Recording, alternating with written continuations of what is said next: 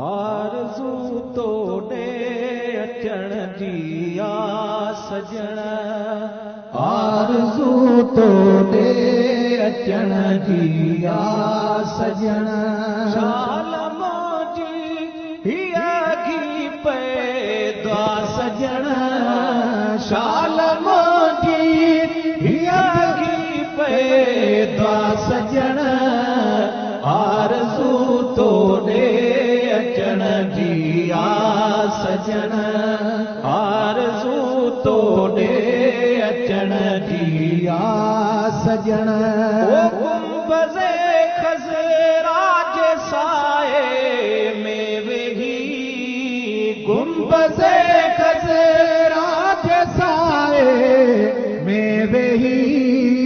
गुंबज़े खज़रा जे साए में वेही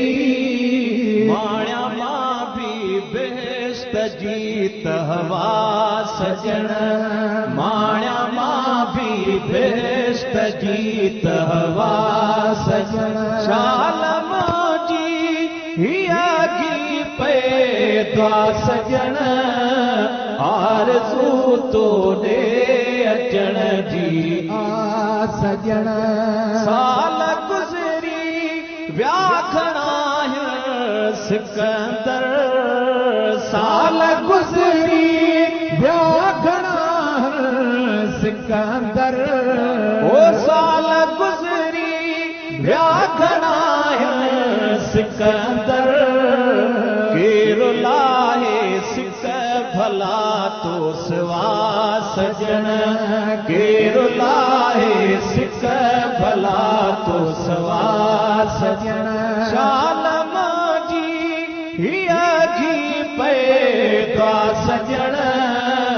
आरज़ू तोड़े अचण जी आ सजण नेण ठरंदा नूरी नीलुन खे ॾिसी नेण ठरंदा नूरी नीलुन खे ॾिसी ओ नेण ठरंदा नूरी नीलुन खे ॾिसी भाग थी पवंदा सभिनी जा भला सजण भाग थी पवंदा सभिनी जा भला सजण शाल मोजी हिया घी पैदा सजण आरज़ू तोड़े अचण जी आ सजण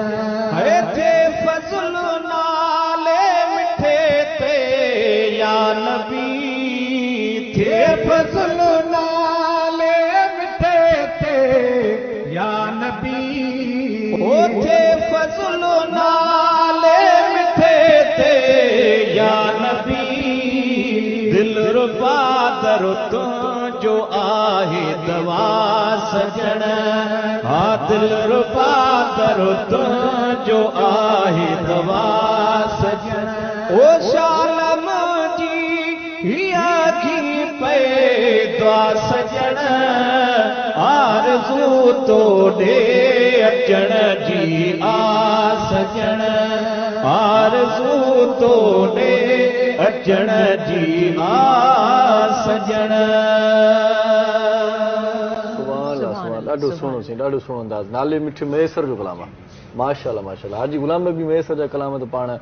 नातीअ कलाम तमामु घणा ॿुधंदा आहियूं ऐं आउं नथो सम्झां त सिंध में को अहिड़ो सना ख़्वान मुस्तफ़ा सल्लल्लाहु अलैहि वसल्लम हूंदो जंहिं हाजी गुलाम नबी मयसर जो कलाम न पढ़ियो हुजे तमामु घणी तादाद में हाजी गुलाम नबी मयसर जा नातीअ कलाम लिखियल आहिनि पर हुनजे फर्ज़ंद जी शाइरी हाणे ॿुधीसीं पाण नाले मिठे मयसर जी सो